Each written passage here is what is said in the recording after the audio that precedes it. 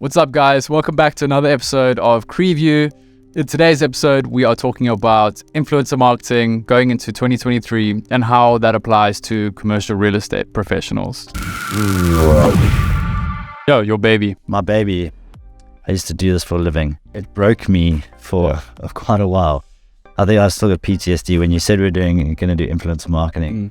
You heard the choppers. Like the slight anxiety attack. It's an important topic to speak about. The creator economy. What is the creator economy? How does influencer marketing fit within that? There's some really interesting topics. How does commercial real estate fit into influencer marketing and the creator economy? We're getting into stuff that the rest of the world, I think, has embraced so much and pushed to like really insane levels in terms of the amount of money that brands are pushing into the creator economy and influencer marketing. And commercial real estate is not there. It's miles away from that. And today we want to give you some tips and some ideas in terms of how you, if you're a brokerage, if you're a broker, if you're a REITs, if you're a CRE Tech platform, how you can use influencer marketing in an interesting and in a way that you can actually drive more ROI for your business. And I think that's, at the end of the day, what we always need to try and do. The commercial real estate industry is ripe for the taking. It needs someone to take it by the horns and start monetizing it properly. I can't tell you the amount of times that we have reached out to influencers in commercial real estate that don't even know what a rate card is. They don't reply to your DMs. This is standard procedure in the creator economy and influencer marketing. If you have built up any sort of following, doesn't even matter what channel you're on, if you're on Twitter or TikTok, whatever it is, there are brands that need you. What you're saying is there's just this like huge opportunity for It's huge. As they say, huge. There's a massive opportunity at the moment because, I mean, what is influencer marketing? Okay, influencer marketing is a brand collaborating with an online influencer, but actually what it really is you listening to someone who is an expert or you deem an expert that you trust, you listening to them and then you taking that advice and doing something with it. That's what influence basically means. Yeah. It's used in a bunch of different ways. Like I see a commercial for like something to shave my head. That's a really cool shaver and it's done by Ryan Reynolds. I'm like, that's awesome. Yeah. Maybe not Ryan. No, maybe like Jason Statham or Vin Diesel or someone. Maybe Bruce Willis or... But if I trust that person and he tells me that this is a really great shaver to shave my head, I'm going to go and buy it. Yeah. But you love Bruce Willis. I love Bruce Willis. I love Die Hard. Like, what's not to love? You love shaving your head. Boom. Sold on buying it. That's the power of influencer marketing, right? We can do that in commercial real estate, but we aren't doing it. No one's doing it now. And there's a really big opportunity. So I looked at an article on Forbes when I had to do some research for this whole influencer marketing thing because it's new to me. Josh learning. Yeah, I'm learning, so I have to learn quick, fast. Be a pro soon. But what I did see was a few predictions in an article by Forbes. So we essentially going to cover a few of those. Yeah, we'll cover a few of those and why they're important for commercial real estate, and then we're going to give you some cool ways of using influencer marketing, whether you're a REIT or a brokerage or a broker or a tech company. It's already sparked our mind for a few things. Yeah, we've already got some cool ideas. I mean, the first one, I feel like we've covered this first one, video content, so much. I don't think I want to harp on about it too much, but video is the future of social. It's not going anywhere. Everything is designed for video. The algorithms, the social platforms, even the phones that you buy, the phones that you're buying now are designed for content creators. The cameras are... Cinematic mode wouldn't be around if it wasn't for... There would be no cinematic mode if the creator economy wasn't a thing. So these big companies are investing in the creator economy. Apple, Facebook, YouTube, everyone, right? These are the biggest companies on the planet. So if they're investing in it, we should be investing in it. Yeah. We'll be investing some of our time in it. And video is the way of doing that because that's how they make money. It keeps people on their platforms for longer. The longer they keep people on the platforms, the more advertising they can sell. That's basically how this... For me, the coin dropped when I was just like, keeps you on the platform for longer, 100%. You watch a video, watch 10 60-second videos. Yeah. Like you've spent way more time than you would. 8 ads. Boom. Thanks for coming. They've made a mint off of you. The next big thing is the shift to nano and micro influencers from your big, power users, your big celebrities, your big mega influencers. And it's all got to do with trust. And we always go back to this, and it's wild how big trust is in the influencer community. And just an example of trust, we were talking about it earlier.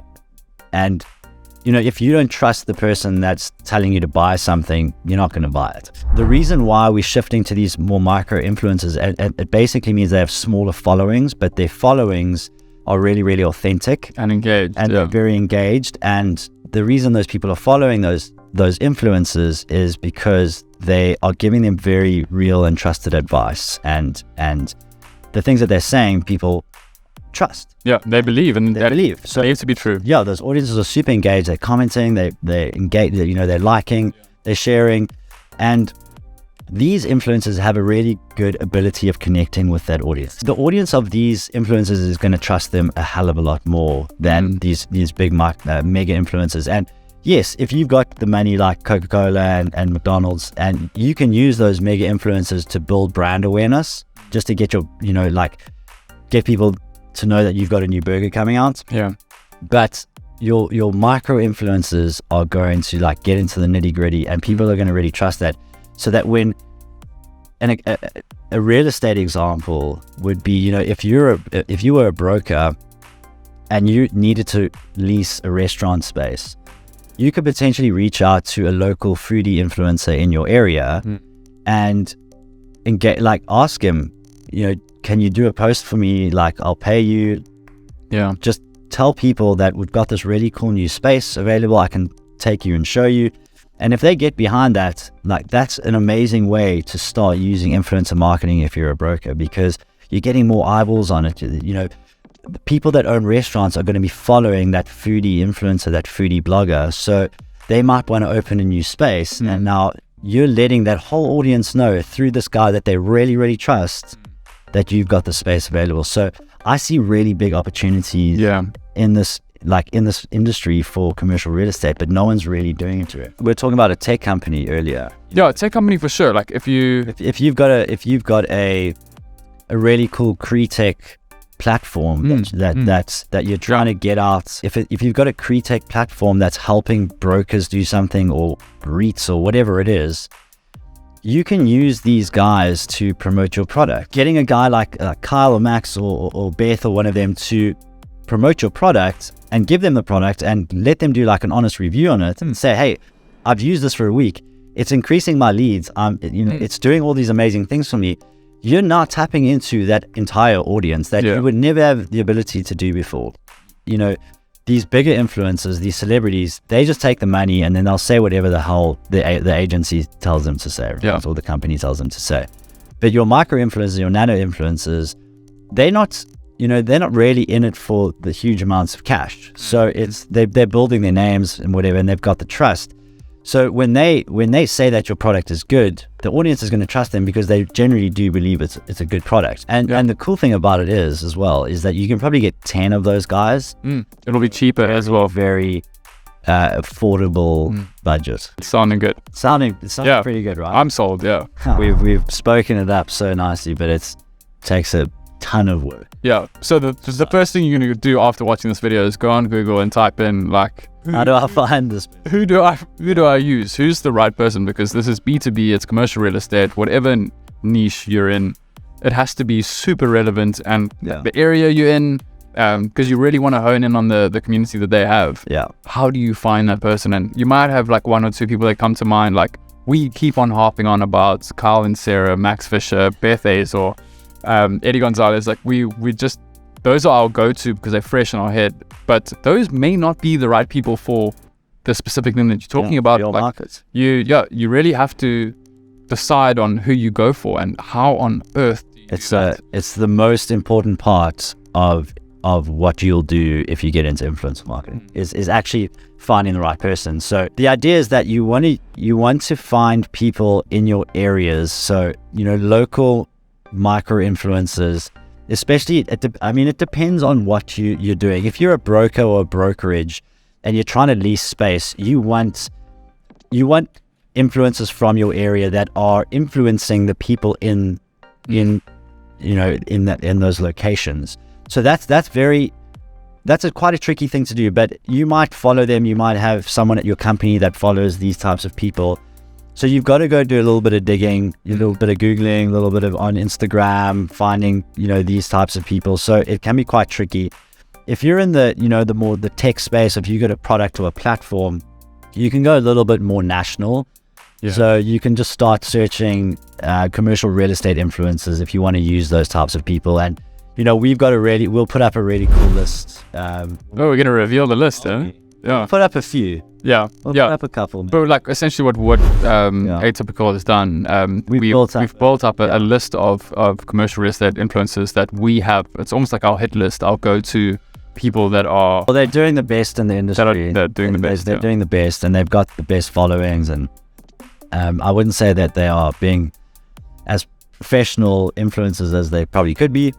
But understanding also, you've got to understand who their audience is. And because, you can have an influencer that has got 1 million followers on Instagram, but all of those followers are in China. Yeah. So that's not going to help you. So the idea is that when you actually reach out to them and ask them for their rate cards, you want to ask them as well. You want to say, like, who are your audience? What are your main demographics? Where are most of them based? And if they're on top of things, which unfortunately commercial real estate guys aren't really, they'll actually be able to say, cool, like majority of my following is between age of 28 and 38. And they're in this majority is in the New York metropolitan area, whatever. Then you're going to be like, cool, that's exactly what I'm looking for. Or actually, no, that's not really what I'm looking for. If you're a brokerage or a broker and you're looking for those very niche guys like the foodies, and, if you've got their restaurant space or whatever it might be, maybe it's a gym influencer and you've got some fitness space available. Yeah. You're gonna want to look in your local areas. And that's going to be a little bit more tricky, but doing the research is going to help you long term. And the reason that you want to do the research is because you actually want to build relationships with these influencers in the long term. Because if you're building a good long-term relationship with these guys, you're able to then partner with them on different types of content, on different opportunities, whether it's your platform or your product or a space. You're always probably gonna, if you're a REIT, you're probably always gonna have another fitness center space available. Yeah. So you can then partner with those influencers. They become a part of your brand. They become they become part of your marketing. And it's trustworthy, it's credible, it's a really, really cool way. So the idea is that do the research now, find those guys, and you can use them for long-term collaboration. Yeah. It just like what you just said now reminds me of when I used to come home from school and I would watch these insurance ads. Wasn't so long ago. But I'd come home from school and there would be this 2-hour insert of this guy speaking about like funeral cover and everything, and I would watch it because there was nothing else to watch.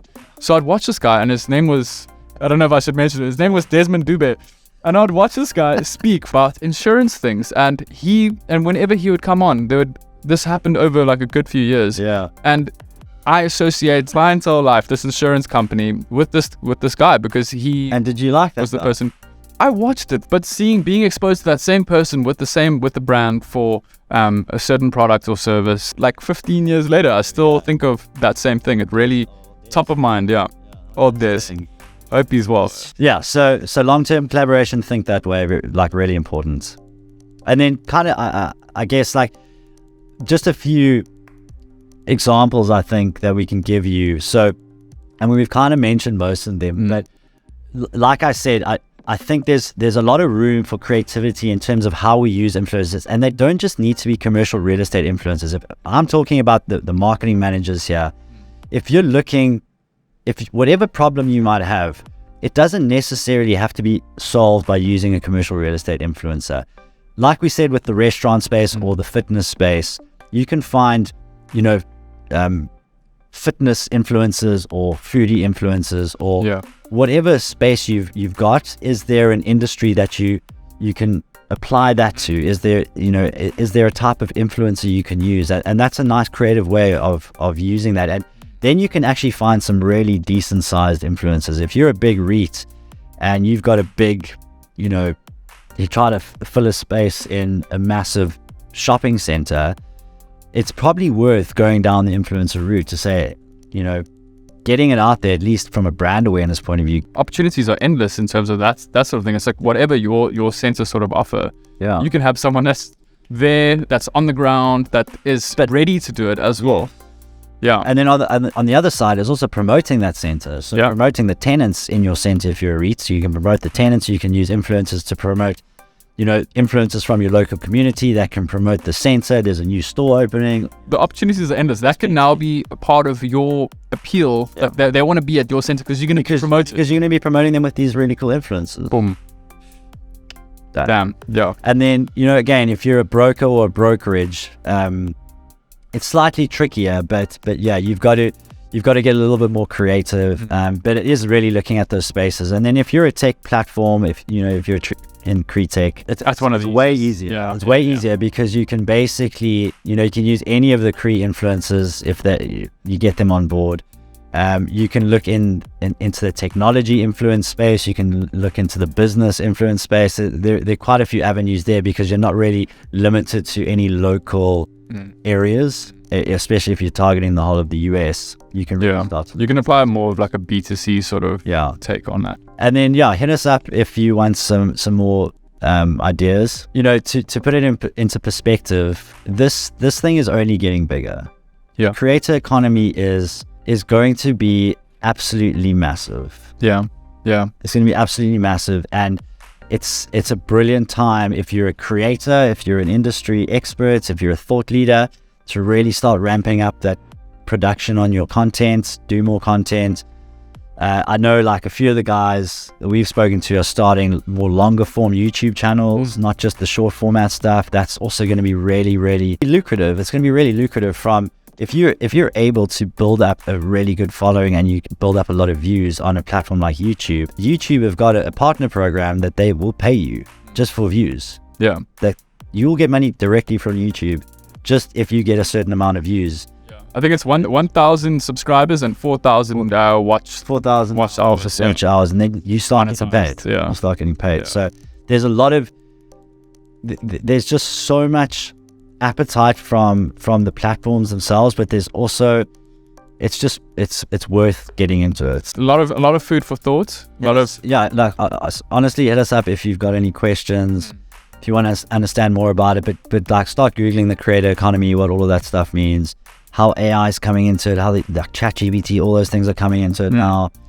It's all starting to kind of boil and like head in this one direction. Yeah. He's gonna do it. He's gonna be the guy to I forget her name. We'll put it up. But she's now got 1 million. Aviva, yeah. Yeah, she's got 1 million TikTok subscribers, and she's in commercial real estate. Yeah. This shit is happening. It's happening. Get on it. Yeah. Marketing managers, get on it. Creators, get on it. If you made it this far, please hit the like and subscribe button. We really appreciate it. It really helps the channel. It also lets us know what content you guys like. If you don't like this video, then don't hit like. Yeah, don't hit the thumbs down. It's too bad. Don't hit the thumbs down. That's really harsh. Yeah. I mean, if you really hated it. Cool. We'll see you next time. See you next time. Later.